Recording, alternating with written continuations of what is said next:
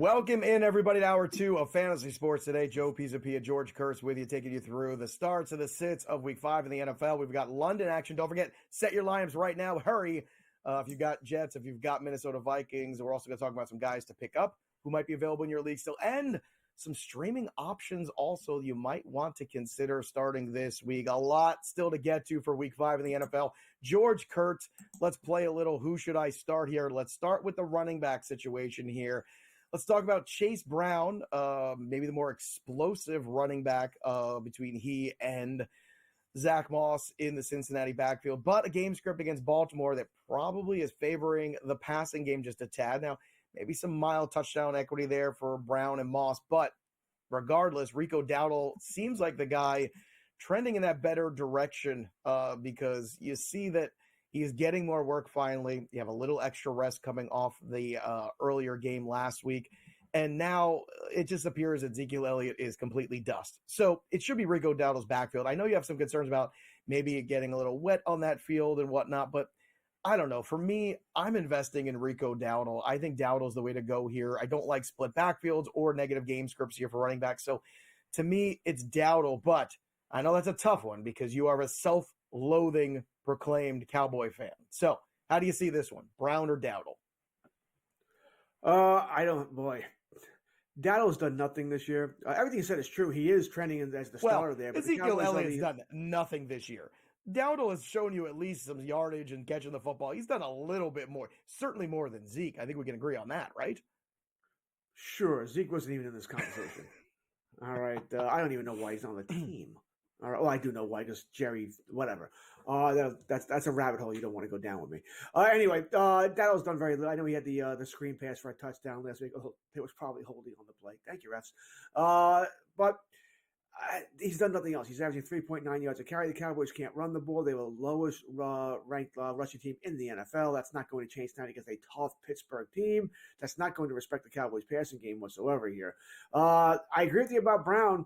My thing is this. Dowdle's probably not getting in the end zone. You know, we may not like Zeke, but if the Cowboys get the goal line, guess who's running the ball? That's Zeke. That's the only thing he does well. So he's going to get those shots there. I think Brown has a better chance at scoring. You know, so I'm going to lean towards Brown here, not Dowdle, even though I sort of agree with what you're talking about here, that more touches could be coming Dowdle's way. If Cincinnati is going to win the game, it is going to be through the air, not on the ground. And then that's what it does here. Burrow does have a good history of passing against the Ravens, and that is how you attack Baltimore, through the air. Speaking of volume, Wan'Dale Robinson certainly is lined up to get a lot of it, and he's been getting a fair amount of it on the air. He's got 38 targets already over 4 games. It's a little under 10 targets per game on average. That's pretty good in the fantasy community.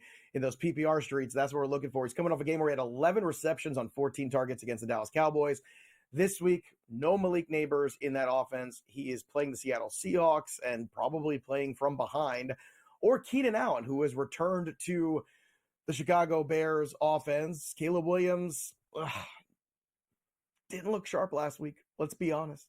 Throwing balls, missing guys, underthrowing, overthrowing, can't seem to get on the same page. I know it's another game here where you're just, hoping that things continue to go in the right direction. Maybe Keenan Allen has a little bit more touchdown equity, but it feels like Wan'Dale's a safer PPR play. I'm playing Robinson of these two, trying to take my points and get out, especially with Neighbors out. Now, Neighbors being present is a good thing for Wan'Dale Robinson normally, just to put that out there, because that means Malik gets all the attention and Wan'Dale can just kind of float around in space and make plays and catch footballs on single coverage. But if you can only have one spot here for Wan'Dale Robinson or Keenan Allen, who gets the start in Week 5? I've we had a couple of segments in the show where I wanted to mention Wan'Dale Robinson's name, but didn't want to ruin it. All right, I'm on Robinson, big time. All right, you said it. PPR, he's a volume monster. And I don't think that changed. I think if anything, it might get more volume without Malik Neighbors. All right, he's sort of an extension of the running game. These are all short passes here, but hey, we'll take the point for each reception. I'm feeling 768, and maybe we get a little touchdown there. I'll take my 19 points and run here. Keenan Allen is a better receiver here, but at this point, I probably need to see it. He does have a nice matchup today, against Carolina. So maybe, and you said it, and I agree, he does have a better chance for a touchdown than Wan'Dale, absolutely. But I sort of want to take my definite points here. All right, I think I'm getting definite 13 points from Wan'Dale. I said 768. It's just in my head. 768. Can he get the end zone, make it 19, 20 points? I think he can here. So I'm with you, Wan'Dale Robinson. Okay, so we're 2 for 2 on that one. Tight end has been a war zone, so this is probably really important for a lot of people. Let's take a look at the bottom of that pack. You got Zach Ertz, who's just floating around at tight end 11. He's been fine, underwhelming, but present.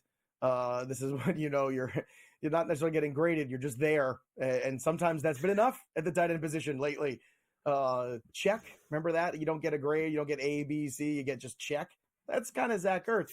And then there's Isaiah Likely, who had a great game in week 1 and has done absolutely nothing ever since. So I know it's the Cincinnati Bengals, so there's a temptation there to start everybody against the Bengals because that defense and secondary is so bad. But you going to take your underwhelming 8 points with Zach Ertz here, or are you going to maybe look for a little bit more with Isaiah Likely? George, I'm on the fence. I don't know where to go on this one. At the end of the day, I think I'm taking the points with Ertz again now, but what do you think? We wouldn't even be talking about Likely if not for that week 1. Fair All enough. right. It's a month later. It's not happening. All right. It's not happening. I'll take Ertz. It's not even a conversation. It's Ertz. All right. I don't expect big things. Everything you said is true. You're probably going to get 6 points, 8 points. If you get in the end zone, you start doing your happy dance, right? And listen, it might happen. They want to score some points today, but I don't expect big things here. But that's tight end as a whole. I did my own happy dance about Tuesday of this week because I wasn't going to have to start Mark Andrews in the league. All right. Because Ingram was going to be back, and I was happy. And now Ingram's not back. All right. And I do have to start Mark Andrews again. And he's not doing anything either. All right. So, no, it's Ertz here. I don't expect much, Joe, but I'll take my 6-8 points and just throw tight end away. Forget a check. An incomplete, whatever the hell grade I'm getting here. I just want to move on. Well, it's getting tougher, too, because the injuries and the bye weeks now, right? So I have a question for you. Would you start Mark Andrews or Zach Ertz? Because I have Andrews one spot above him in my rankings this week just because, again, Cincinnati Bengals, I feel like somebody else besides Zay Flowers has to catch a football here. I keep waiting for Ertz to have a bounce-back game, and it just hasn't happened. Would you be starting Ertz over Andrews? Yeah. Andrews got a donut the past couple of weeks. A donut. It's not even like a glazed donut. It's like a coconut crusted donut. I don't even like. No, I can't start Andrews. Like I said, I didn't want to start him this week. I have no choice. I have nobody, and there's nobody I want to release off my bench to get another tight end. I think Gesicki is out there, which I would like to get, and I'm still trying to figure out a way to get him on my roster. But no, and I'm fully aware, Joe. I can guarantee this. When I finally don't start Andrews, which will probably be next week, 6 catches, 60 yards, a touchdown. Yep. I know that's coming as soon as I mention. I know. There you go. Everybody get to know that. Make sure you follow George on Twitter so you know exactly who he's starting so you can go in the other directions at all times. Also, David Njoku is going to play, but he's limited today. So take that for whatever you like. Let's get to the quarterbacks here. Dak Prescott or Trevor Lawrence, the winless Jags, or the Cowboys in a situation, Cowboys, Pittsburgh always on every primetime game. I feel like those games end up being 13-10. I don't know if it's just a feeling I have or it's just the reality, and we refuse to admit that it's true. And if weather's an issue too, I'm leaning towards Lawrence here. I don't know where you want to go. Same thing. It's just better game script, right? Indianapolis not a great defense, so Lawrence going to throw the football. Much higher upside here. Dak, he's top 10 in quarterback. I think he'll be all right. But if that game's lousy tonight, once again, the weather could be pretty terrible. Maybe Pittsburgh decides, hey, we're going to put 4 people on CeeDee Lamb. Anybody else but Lamb beat us, which is what I would do when I play Dallas, by the way. Anybody but Lamb. Could be a big Ferguson game tonight, though. Well, Lawrence, just a better opportunity. And this is not an every week thing. Just this week, I'm going with Lawrence over Dak. All right, last one, Superflex. Gardner Minshew or Tyler Huntley. I know it's gross, but this is the truth of week 5. Shoot me.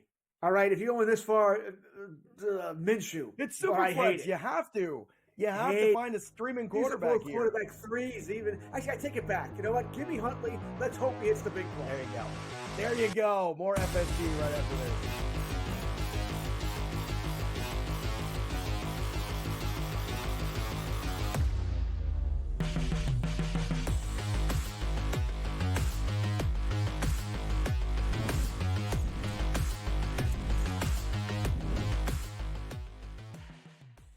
Anyone that's been to a sporting event, the atmosphere before a game, I think Game Time Decisions has that same exact atmosphere. This is our arena. This is what we do. There is going to be an energy to game time decisions that you will feel night in and night out. The excitement you get when you lock your bets in, when you're figuring out what you want to do, we can zone in on the biggest games each night. I want this to be the place that people come to before the games start so they feel as ready as possible to lock in their cards. We are going to hit every single one of those markets that you need to know about. We're going to go through every single thing, and I've got a great team behind me that's going to help me get the job done. There is not going to be a better place, I promise you, than Game Time Decisions to get that new information, react to it, and be able to then bet accordingly. We will have everything at our disposal, and we will use that to our advantage. I'm Kevin Walsh. Tune into Game Time Decisions from 6 to 8 p.m. Eastern on SportsGrid. I do think they come back, and I think they win this game, but they've got to do it decisively. I think they've got to get that confidence back because they went out there, and like I said earlier, Kentucky almost beat Georgia. Kentucky almost did beat Ole Miss, and I think what you're going to see in this conference, if you don't play well and you're a top 10 team in the SEC, you're going to get knocked out by one of those top 25 teams in the SEC if you're not ready to play. Powered by SportsGrid.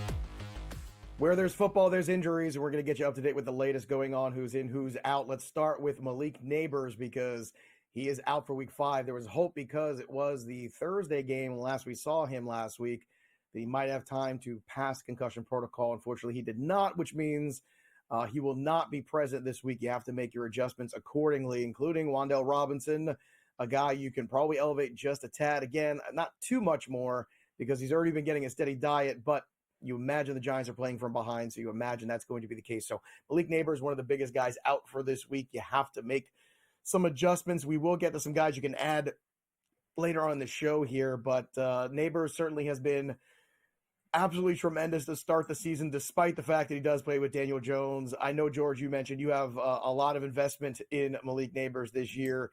He has been as advertised, basically. I guess the question is, can he keep this up and this pace up with Daniel Jones as the season goes on? And what if Daniel Jones isn't the quarterback in a couple weeks if they take another loss? What if they do start to pivot to a Drew Lock?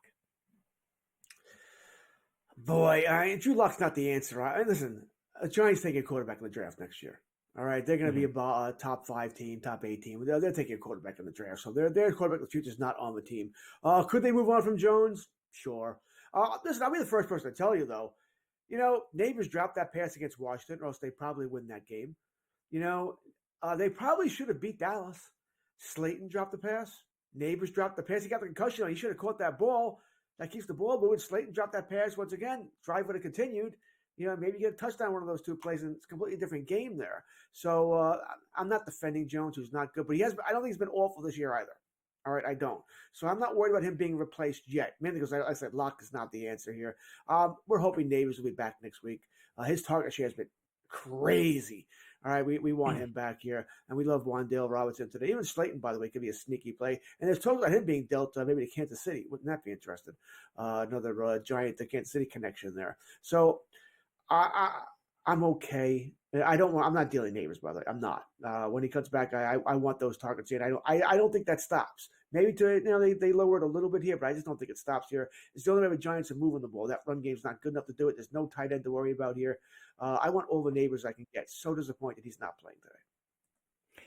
Now, we're not sure if Trey McBride's going to play today. He is now questionable. He had the concussion he was dealing with, and now all of a sudden the rib cage injury has cropped up in the last 24 hours. So now speculation whether or not he is going to be available. What's tricky here is the fact that it is a late window game. right, George? So you're in a spot where you kind of have to make a decision potentially, because if you don't have him, you're going to be scrambling around looking at backup tight ends. Guys like Eric All might be floating around the waiver wire. Maybe a Mike Gesicki, a Hunter Henry. Those are some names I would be looking at. Cade Otton is already gone, so he is not an option for you at this stage in the game. Perhaps a Colby Parkinson still floating out there. Unlikely. Maybe somebody dropped the David Njoku. He's going to play, but he's limited today, so it is pretty tough out there. I know you have this dilemma, George. So how are you approaching the Trey McBride situation in Week 5? Because it is a very dicey one. You named the player, Parkinson. He's was on the way. By the way, just did it maybe 2 commercials ago. I made that move there. So they're both playing at 4:00, so I can wait. And then I'll plug in one here. We don't like the fact that McBride. This came up about 24 hours ago. This popped up that he's questionable all of a sudden. It's like, are you kidding me? And it's all the tight ends I have. So just trying to be absolutely insane here. But you got to protect yourself here. So I took Parkinson. Once again, because you and I have been talking about this game really early on the show. Rams got to put that ball in the air. We expect Green Bay to score almost at will here, which means that Rams got to throw 2 to keep up. I'll take double-digit points. I'm not greedy here. Just give me anything with a 1 in front of it, I'll take and run. All right. Taking the points and running at tight end, probably a good conversation, probably a good practice this week. Let's talk about Nick Chubb. Speaking of practice, because this guy is now open for the practice window, hopefully returning Nick Chubb sooner than later. But again, we don't know what we're getting out of Nick Chubb. Nick Chubb is one of the best pure running backs in the league, behind Derrick Henry. He is right in that conversation. But this was a significant knee injury that he suffered. We don't know if he's going to look the same. And I'm going to pose this question because we kind of talked about the same thing regarding Jonathan Brooks, where I wonder if his theoretical value is greater than his actual value in 2024. Do you get those same vibes thinking about Nick Chubb in this return? Or because it's Nick Chubb, because you've seen it before, because he's the veteran, you think that he is going to be a fantasy factor in the second half of the season? What are your thoughts on Nick Chubb? And for those people who stashed him, what they should do right now at this juncture? Should they be selling, or should they still be patient as we're approaching hopefully a closer period where Nick Chubb is actually going to play football? Yeah, I know I play in 9 redraft leagues and another 20-25 best ball. If I have Chubb in one, that'd be a lot. I have none. I don't have any in the redraft. Maybe in a best ball I have them. It's a possibility, but I don't think so. Because I just don't. In best ball, I don't take hurt players. I just don't. Now, I think his value is highest, as silly as this sounds, right now, because he hasn't played yet. I think once he plays, I hope he's okay, and I hope it's the Nick Chubb of old. But you said that was a devastating knee injury. Second one he's had in his career, maybe a third one. So I'm just, this Cleveland team's a mess. No one respects Deshaun Watson's passing game. They're going to try. I don't expect big things. That's the bottom line. I don't expect big things. And you'll see, he's not going to take a full complement of snaps right away. Next week they play Philadelphia, then Cincinnati. We kind of like those matchups. It's good for a running back. Then it's Baltimore, Chargers, New Orleans, Pittsburgh, Denver, Pittsburgh. Kansas. No. Like I said, if I could get an offer for him right now to a running back needy team, I am moving on. I seriously think that his value is better now. Once he plays, he's not very good. Team's not very good. He's that guy, 60 yards, and you're praying for a touchdown. Question for you, George. A lot of people are sour on Devon Achane. I know because I've taken questions about him all week. If you could pull off that deal, would you do that? Would you take Achane or Chubb rest of season? I would take Achane. We both believe that Tua's coming back in 2 weeks. That offense is back to normal. I would take Achane too. I would take Achane easily. It might sound crazy, but I think that's a deal you could pull off right now. So you might want to do that before he has one big explosive run against the Patriots. Also out today, Evan Ingram. Again, this is getting incredibly frustrating. The hamstring we thought was trending in the right direction. He had limited practices, and he's out. Again, I don't know what to say here. And it seems like Trevor Lawrence without Evan Ingram is a Trevor Lawrence that is not a Trevor Lawrence that is very exciting in fantasy. Christian Kirk is there. Brian Thomas Jr. certainly looks like a stud. Looks like he could be a breakout guy. We know the Colts tend to struggle against the Jacksonville Jaguars, especially in Jacksonville. But, man, Jacksonville without Ingram again. Rushing tight end is ruining our good time. Let's look to the future instead when we return on FST.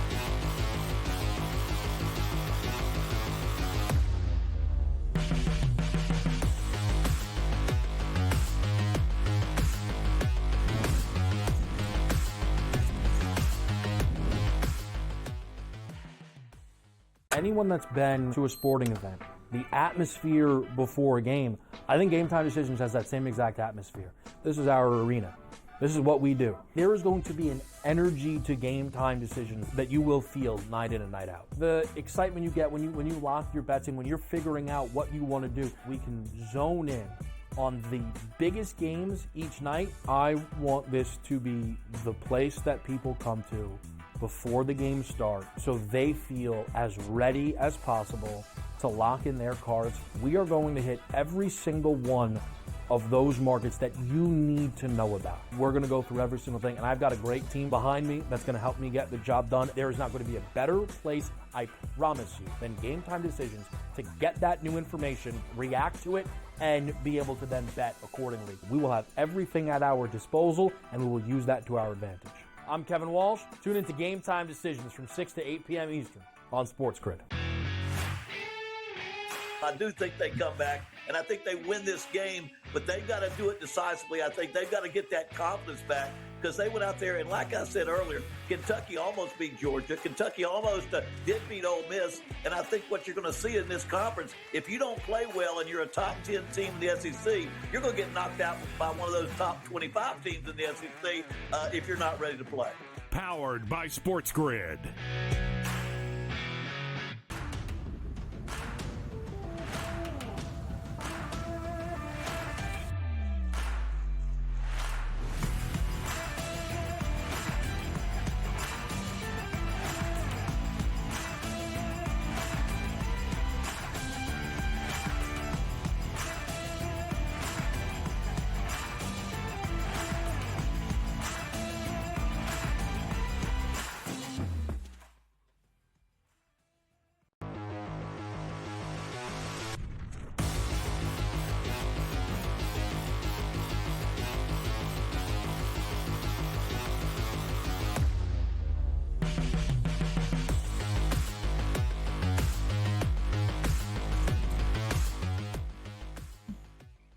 All right, let's take a little break from fantasy and talk about how fantasy might be impacting our reality in the world of wagering, because we like to kind of step back and use all this knowledge, use everything we've been talking about, and kind of see how we can make some more money on it on the side. And I want to look at the AP Player of the Year movement in the last couple weeks, because we know Saquon's had some huge weeks. He's on a bye this week, so can't really help us in fantasy, but he is still at the top of the board when it comes to Player of the Year on the offensive side. Saquon at plus 430.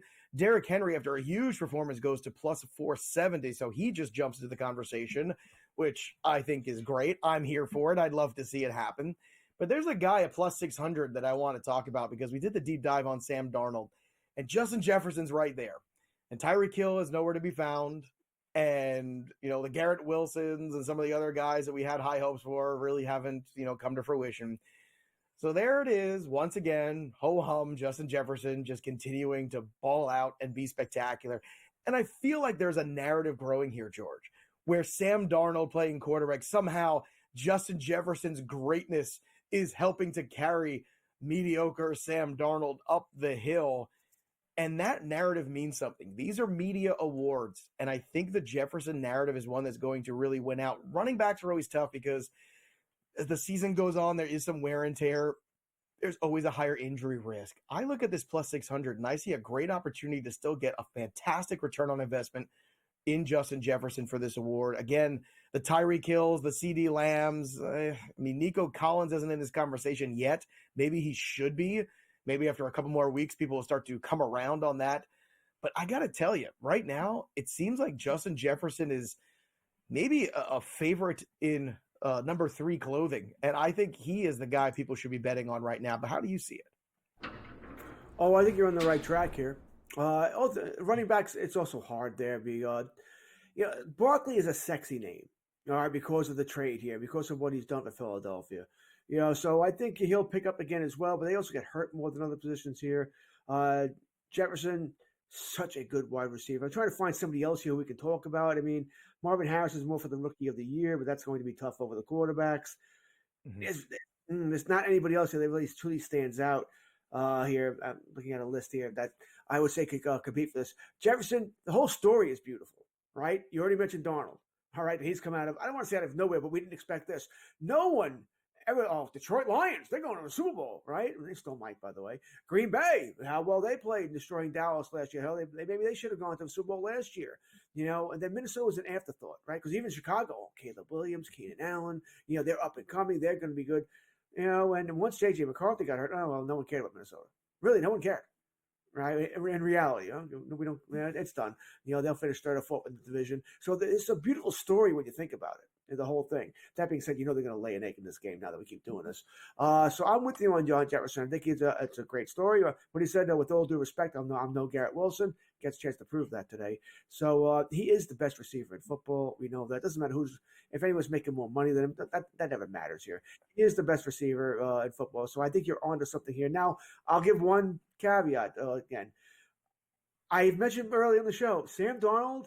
Last time we saw this, not to this degree, but he played well with Carolina for the first 4 or 5 games, and then it all went away. So I do want to see a little bit more to make sure he's going to have this throughout the season here. But unlike with Carolina, he's got much better talent here. All right, he has. Moving on. Oh, sorry, George. Addison's back. My apologies. Addison's there. They got Aaron Jones for the running game, so I think there's more here. So I like JJ a whole bunch. Let's take a quick look here at the NFC North here, since we're talking about the Vikings. The Vikings are plus 125. They are the favorites right now. We'll see what happens in London today. The Lions, epic performance for them offensively.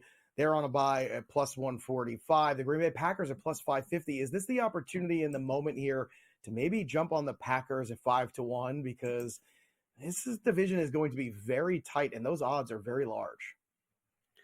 You've pretty much read my mind. That being said, keep in mind, Green Bay did lose to them already, so they can't win a tiebreaker. Yeah. The best they can do is tie that tiebreaker, and we'll see what goes on there. But assuming they win the next game, hey, they'd only be a game behind. It's a long season. We're only in October, for crying out loud. All right, so yeah, I said you read my mind when you talk about. I'm like, 5.5. I think I'm taking Green Bay. I'll take the plus money here. They might be the best overall team in that division. Yeah, certainly a very athletic one, too. Last two, NFC East winner, the Eagles at plus 105, still a favorite, but I don't know how I feel about that. The Cowboys, again, as George said, plus 240, struggle to get out of their own way sometimes. And then there's the Washington Commanders at plus 260, who feel like fun. They feel like this year's version of the Houston Texans. Rookie quarterback comes in, new coach comes in, new vibes come in. Next thing you know, they're in the playoffs. Keep an eye on it. We'll return more FST right after this.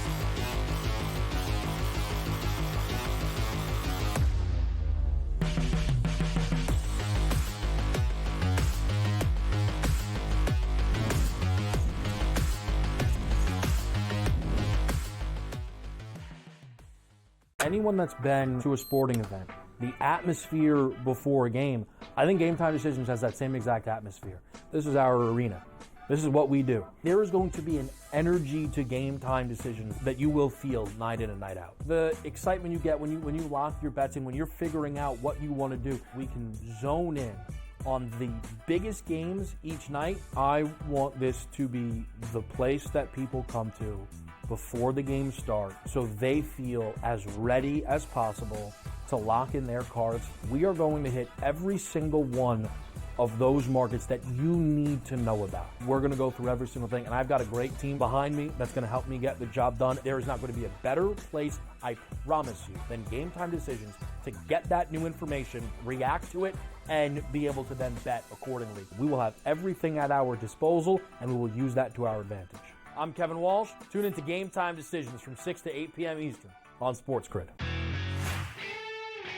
I do think they come back, and I think they win this game, but they've got to do it decisively. I think they've got to get that confidence back because they went out there, and like I said earlier, Kentucky almost beat Georgia. Kentucky almost did beat Ole Miss, and I think what you're going to see in this conference, if you don't play well and you're a top 10 team in the SEC, you're going to get knocked out by one of those top 25 teams in the SEC if you're not ready to play. Powered by SportsGrid.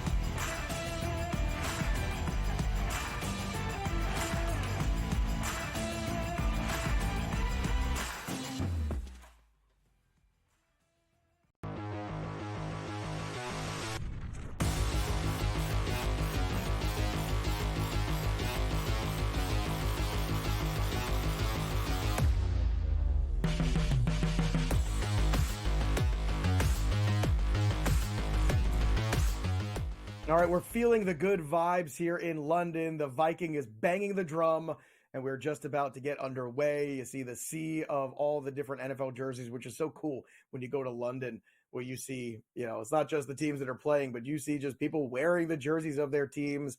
It's become quite the phenomenon, the global game that is the NFL. So we are just underway here. Kickoff just beginning. We'll keep you up to date here on SportsGrid as that game moves between the Jets and the Minnesota Vikings. But I want to go back to the Washington Commanders to start our next segment here, the fantasy over-under, where we take a look at some of the fantasy projections, the props, and we're going to tell you should go over or under some of these going forward for week 5. The Commanders have been a great story. The conquering hero returns, but this is a very dangerous game for Jaden Daniels against the Cleveland Browns. Cleveland Browns can show up there in the strangest of moments and give you a performance. I think Amari Cooper is going to score a touchdown today. I'd be locking that prop into. You're getting more than 2-1 on that. He's going to bounce back, folks. I'm telling you, that's just the way Cleveland goes. But let's take a look at the number here for the passing yards. 212.5. I'm taking the over on this one for Jaden Daniels. Love to see Terry McLaurin working out there. Austin Eckler back for this game too. That is a big help also in this passing game. A lot of dump-off passes to him, a lot of yards after the catch. So are you going to go over under this number? Are you with me on the over for Jaden Daniels passing yards today, George? I'm definitely not on the under. How about that? All right, so I'm not betting the under. Cleveland does have a decent pass defense here. Daniels, by the way, has hit this number 3 out of 4 games. The only game he didn't was game 1 against Tampa Bay, which is when Tampa Bay had a healthy secondary. They don't anymore here. So yeah, I'm going to be with you here. I don't love it, mind you. It wouldn't be my top prop bet, but for this question, over under on Daniels, I'm going to take the over. He looks good, playing well. He's playing so well here. As a Cowboy fan, by the way, this is not good. They found their quarterback for the next 10 years. Not good. Yeah, they sure have. It's 2 years in a row where, I just don't understand. You have the whole board to yourself, and I thought C.J. Stroud was by far the number 1 quarterback going in last year. I don't know what anybody else was watching. You watch that combine of C.J. Stroud, and I'm like, how is he not by far the most polished, ready quarterback to go in the NFL? I just don't get it. And then you hear him in interviews, and he sounds like the dude. He sounds like the leader. He sounds like a guy you want to go invest in. Of course, he's not the number 1 pick. Now this year, Caleb Williams, all the Caleb Williams hype. But if you're watching the tape, it's Jaden Daniels to me that keeps making all the plays. And I know people thought, well, he played with such great wide receivers. Well, maybe the wide receivers were so great too because the quarterback was pretty darn good. And again, a guy where you just get all of the right feels and all the right answers of leadership and those intangible quarterback qualities.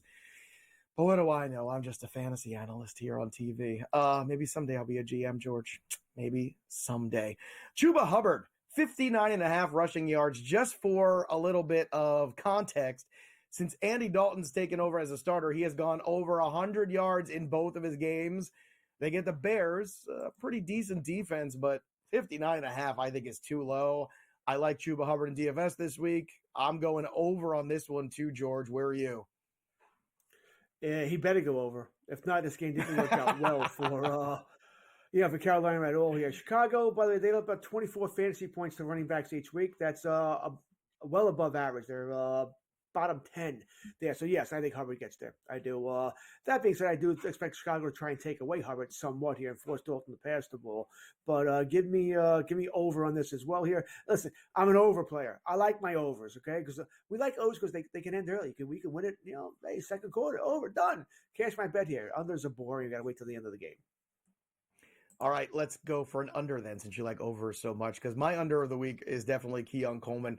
Guy has not been good. He's had some drop issues. The problem is now this number from 35.5 can even be higher in some spots because people are just viewing Khalil Shakir out. Oh, it must be over for Keon Coleman. But I would point out, again, that slot matchup here for Curtis Samuel, who was dealing with a turf toe injury right before the season started, and that's kind of been lagging and dragging behind him now. Reports are that is behind him right now. This is a really good matchup here for a guy who is rostered in just around 25% of leagues.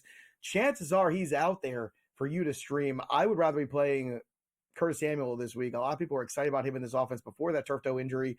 Keon Coleman just hasn't gotten the job done, and with Shakir out, I don't know if it's just an automatic, addition by subtraction. I'm not there yet. I need to be shown.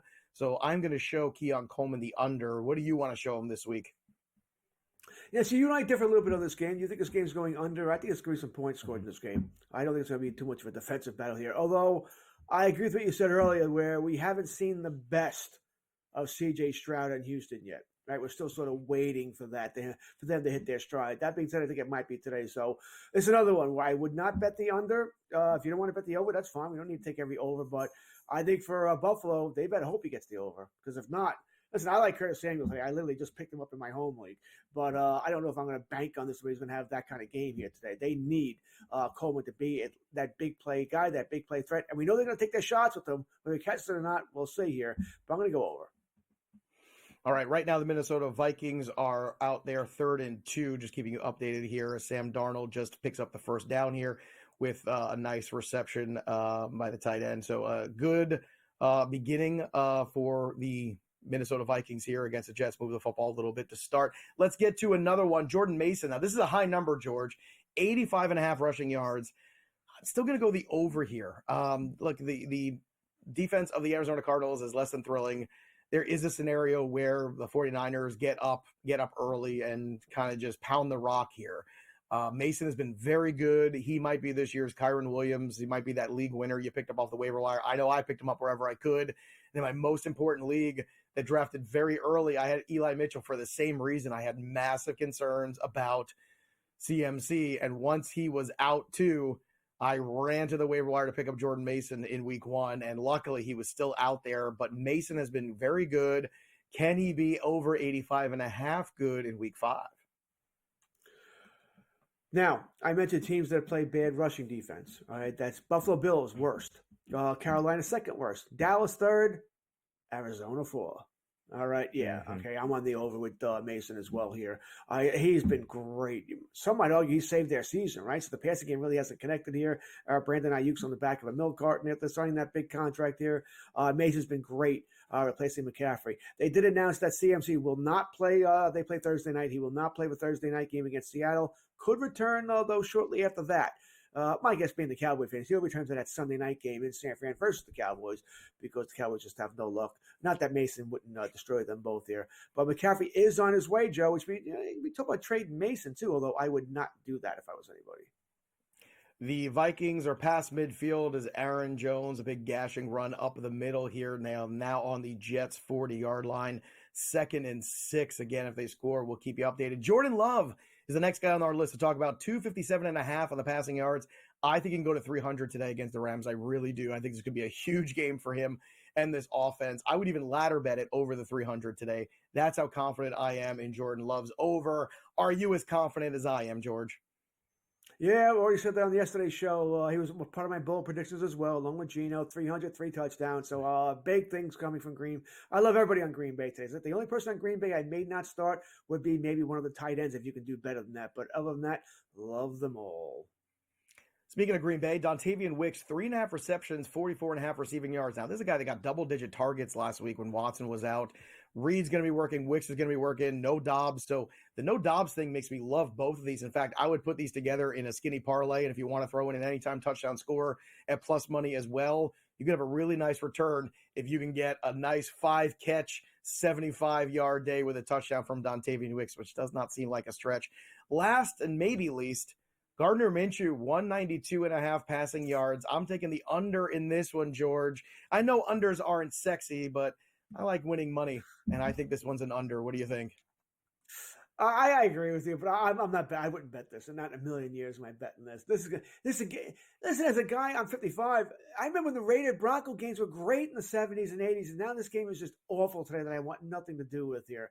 It should go under here, but I wouldn't touch this in a million years. Fair enough. Maybe not the highest scoring affair this week. We'll see. All right, when we come back, we're going to look at the waiver wire, see who might still be available to add to your run.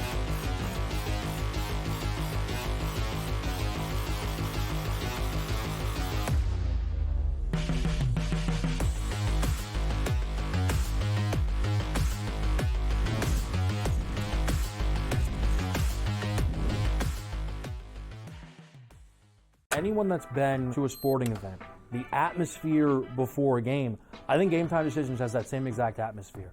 This is our arena. This is what we do. There is going to be an energy to game time decisions that you will feel night in and night out. The excitement you get when you lock your bets in, when you're figuring out what you want to do, we can zone in on the biggest games each night. I want this to be the place that people come to before the games start so they feel as ready as possible to lock in their cards. We are going to hit every single one of those markets that you need to know about. We're going to go through every single thing, and I've got a great team behind me that's going to help me get the job done. There is not going to be a better place, I promise you, than Game Time Decisions to get that new information, react to it, and be able to then bet accordingly. We will have everything at our disposal, and we will use that to our advantage. I'm Kevin Walsh. Tune into Game Time Decisions from 6 to 8 p.m. Eastern on SportsGrid. I do think they come back, and I think they win this game, but they've got to do it decisively. I think they've got to get that confidence back because they went out there, and like I said earlier, Kentucky almost beat Georgia. Kentucky almost did beat Ole Miss, and I think what you're going to see in this conference, if you don't play well and you're a top 10 team in the SEC, you're going to get knocked out by one of those top 25 teams in the SEC if you're not ready to play. Powered by SportsGrid.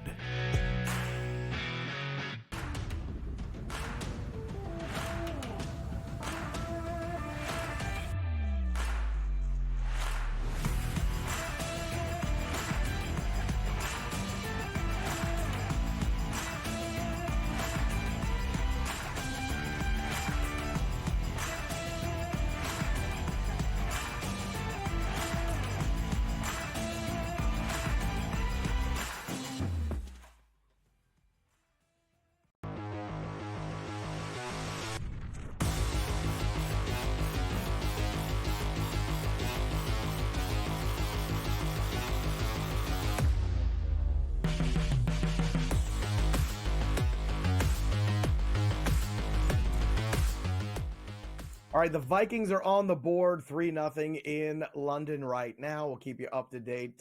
Unfortunately, Sam Darnold took a bad sack there. Should have thrown the ball away, but the field goal is good. So the Vikings up on the Jets 3-0 in the early going there. Jets falling a little short, but that's kind of been the story of the Jets so far in 2024.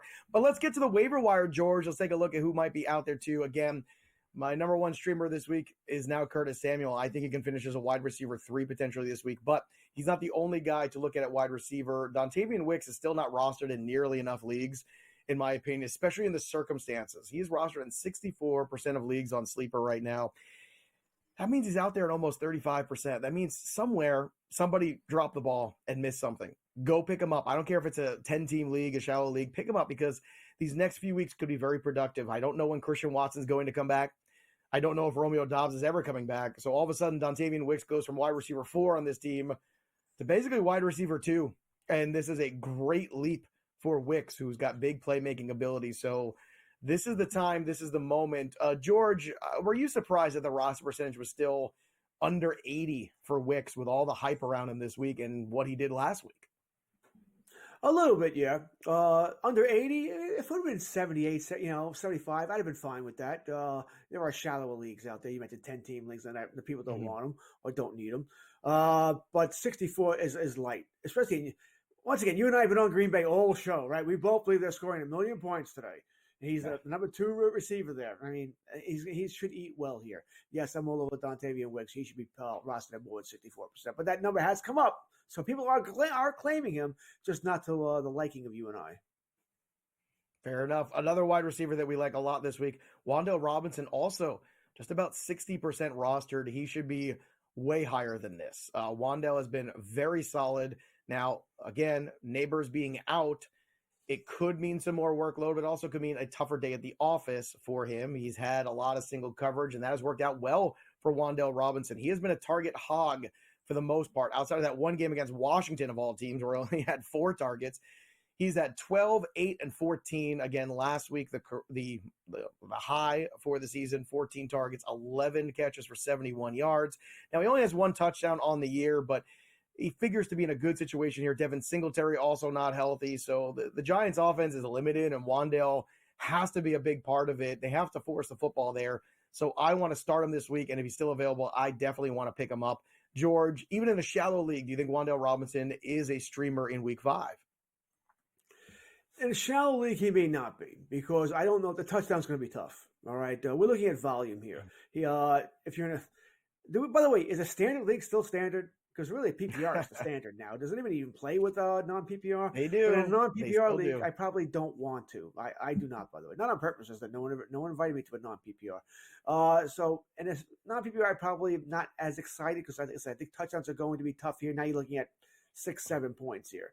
He's not a number one in the making. He's not that kind of guy here. But I think he's a guy, I can't say enough. 768 is what I sort of predicting for him this week. If he gets into the end zone, just a double bonus here. But the Giants are going to be trailing. I think they get their butts kicked today. Daniel Jones is going to have to throw the football. And they sort of use Wan'Dale Robinson as an extension of the run game. Right? Get those little flip out throws there. Get 4, 5, 6 yards on first down. That's what I'm looking for. Let's pivot away from the wide receivers for a moment. Take a look at Rico Dowdle. Now, George and I have kind of thought about him all day. Unless they're going to go out and make a deal for a running back, maybe it is a Chuba Hubbard. Maybe that's a guy the Cowboys might look at. Maybe it could be a Travis Etienne. If the Jags continue to lose football games, you could see maybe those guys being available in a trade in the next couple weeks. But until then, I think Rico Dowdle is that default guy. If you need help at running back in the next couple of weeks, is another one that's available in 40% of leagues, basically. And he is going to be at least the most volume-heavy guy in this backfield. And when you have injuries and you have buys, I think that's something that's still valuable, George. But let's talk about Rico Dowdle again, not just this week, but maybe in the next couple weeks ahead, what you think his value might be. I mean, listen, it's a running back with a pulse. All right, that's really what it is. He's a running back with a pulse. All right, there's just not much going on here for the Cowboys. The running game, they don't have the offensive line to open up the runs here. Maybe it's the running back's fault. Maybe it's the offensive line's fault. Though Tony Pollard couldn't do anything last year with the same group either. So it's not great. Not great. I think we have a big turnover here in the Minnesota Jets game here over a muffed punt, but they're talking about it. We'll see. It'll be deep in Minnesota territory if it stands. I think right now they did call it for the Jets who recovered it, but we'll see. Anyway, the problem with Dowdle is this. Like I said, where's your upside here? This is not a number one running back in the making. It's just not there. They play Pittsburgh today. I don't expect big things against that Pittsburgh defense. You get Detroit next week. Game script says you have to throw the ball there because you're going to be trailing. Then you have a bye. And we'll see. I just, like I said, he's a body. He is going to be the number one running back for the Cowboys, but there's not a lot of upside here in my opinion. All right, Xavier Legette showed some upside last week. He had 10 targets, caught 6 of them for 66 and a touchdown. Also had 2 rushes. It was kind of fun to see him getting a little work there, just in space, some jet sweeps kind of stuff.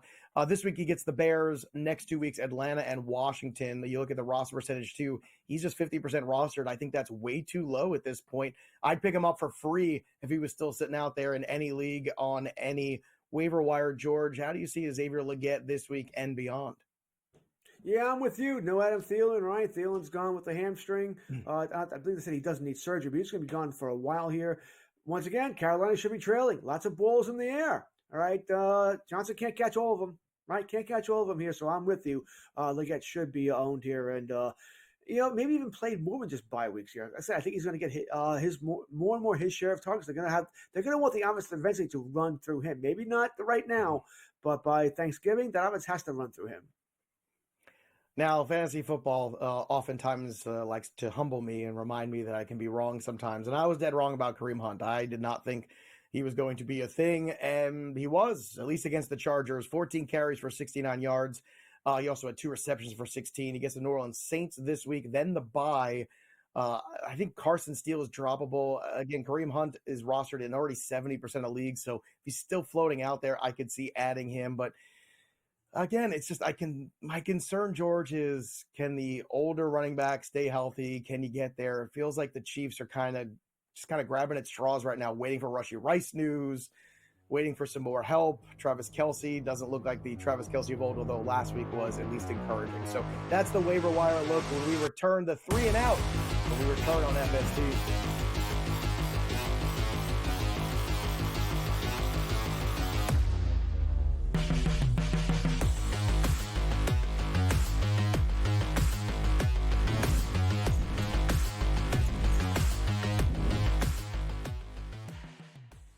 Anyone that's been to a sporting event The atmosphere before a game, I think Game Time Decisions has that same exact atmosphere. This is our arena. This is what we do. There is going to be an energy to Game Time Decisions that you will feel night in and night out. The excitement you get when you lock your bets in, when you're figuring out what you want to do, we can zone in on the biggest games each night. I want this to be the place that people come to before the games start so they feel as ready as possible to lock in their cards. We are going to hit every single one of those markets that you need to know about. We're going to go through every single thing, and I've got a great team behind me that's going to help me get the job done. There is not going to be a better place, I promise you, than Game Time Decisions to get that new information, react to it, and be able to then bet accordingly. We will have everything at our disposal, and we will use that to our advantage. I'm Kevin Walsh. Tune into Game Time Decisions from 6 to 8 p.m. Eastern on SportsGrid. I do think they come back, and I think they win this game, but they've got to do it decisively. I think they've got to get that confidence back because they went out there, and like I said earlier, Kentucky almost beat Georgia. Kentucky almost did beat Ole Miss, and I think what you're going to see in this conference, if you don't play well and you're a top 10 team in the SEC, you're going to get knocked out by one of those top 25 teams in the SEC if you're not ready to play. Powered by SportsGrid.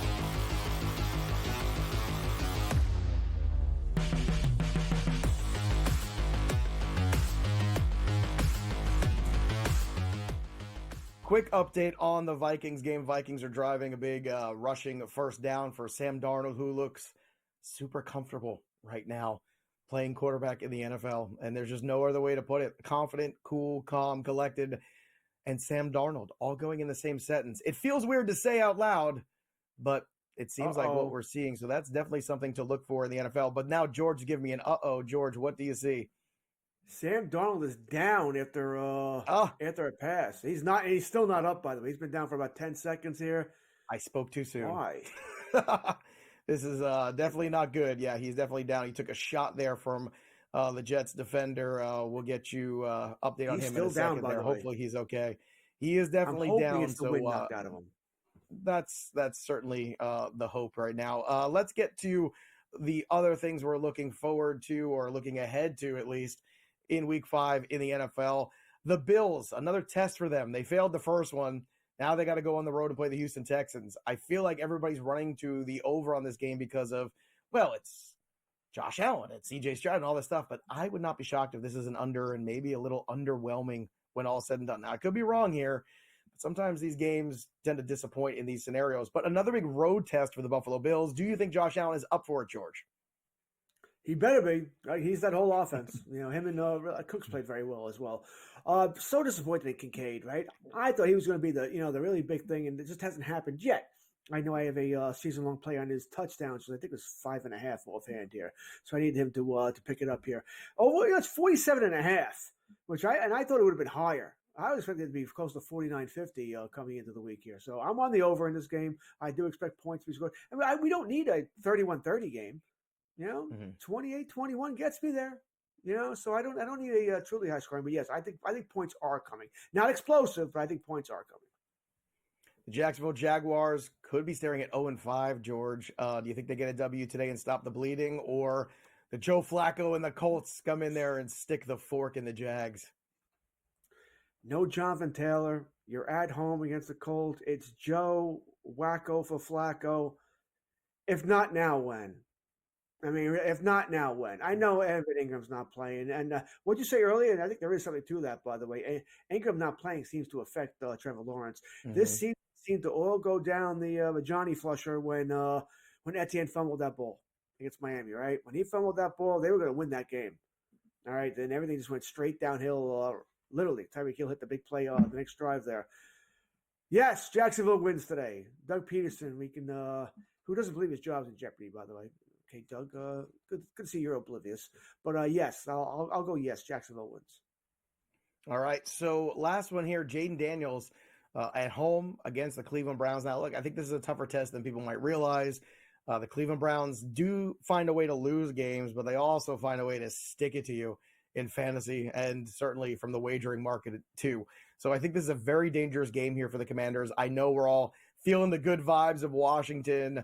I'm sure that crowd is going to be very energetic, very excited. But last week, the Cleveland Browns just missed every opportunity, and the refs didn't help them either. But still, this is a dreadful loss there for them. Can they bounce back this week, or is Jaden Daniels just the truth and the guy that's going to just keep on proving it every single week, no matter who the opponent is?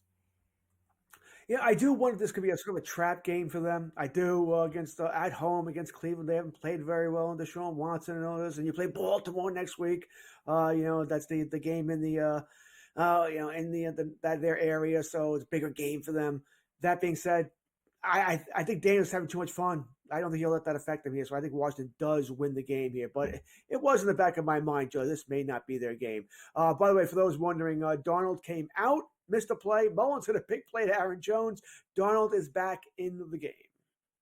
There you go. Sam Darnold can't be kept down. You see what I'm talking about? Now, look, you should be staying here with us as well on SportsGrid. We've got full coverage going on. We'll keep you up to date with all the London action between the Jets and the Vikings and get you ready on Pro Football Today with everything you need to know for Week 5 in the NFL. It should be another fun one, that's for sure. We've got more bye weeks coming in the weeks ahead, but don't worry. All your fantasy shares are safe with us. Matt Stryker will be back again next week to join us as well. George, thanks so much for stepping in and pinch hitting as you always do. Late night, George is working, well past midnight, and he gets up early to do a show with me. I appreciate it. And shout out to the rest of our crew here, keeping all of the slides moving and keeping everything up to date for everybody here in the world of fantasy football. Also, quick note, too, looking for some touchdown scores today. You should be looking at Ken Walker. You should be looking at Justin Fields. You should be looking at Jaden Daniels. And I think a little DK Metcalf. And let's look to that Packer game, too. Give me all the overs. Give me all the Packers. Give me all the points. That'll do it for us. We'll see you next time, dude.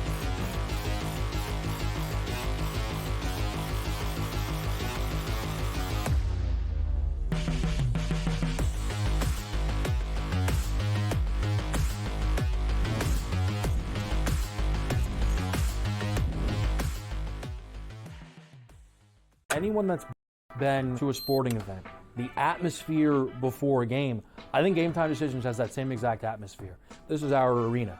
This is what we do. There is going to be an energy to Game Time Decisions that you will feel night in and night out. The excitement you get when you lock your bets in, when you're figuring out what you want to do, we can zone in on the biggest games each night. I want this to be the place that people come to before the games start so they feel as ready as possible to lock in their cards. We are going to hit every single one of those markets that you need to know about. We're going to go through every single thing, and I've got a great team behind me that's going to help me get the job done. There is not going to be a better place, I promise you, than Game Time Decisions to get that new information, react to it, and be able to then bet accordingly. We will have everything at our disposal, and we will use that to our advantage. I'm Kevin Walsh. Tune into Game Time Decisions from 6 to 8 p.m. Eastern on SportsGrid. It's a new era in CFB to start off this year, put on full display. My take on this game is simple. I know some people will be upset about it. Good riddance to the Pac-12. Can you do it in terms of the week to week to week? I don't see a pathway for this team to miss the college football playoffs. We want to make sure you have those best bets in the entirety of our betting cards. That was thinking! But he had that program was already going there! Only on SportsGrid. The sharpest football contest show in the land, the Las Vegas Football Contest Show, focuses on Circus Sports Million, Circus Survivor, and the Westgate Super Contest, handicapping the games and releasing our contest picks every week of the season. With two former Super Contest winners, Brady Cannon and James Salinas, a former NFL player, Mike Pritchard, and over $1 million in contest prize money won combined, the Las Vegas Football Contest Show will have you prepared this season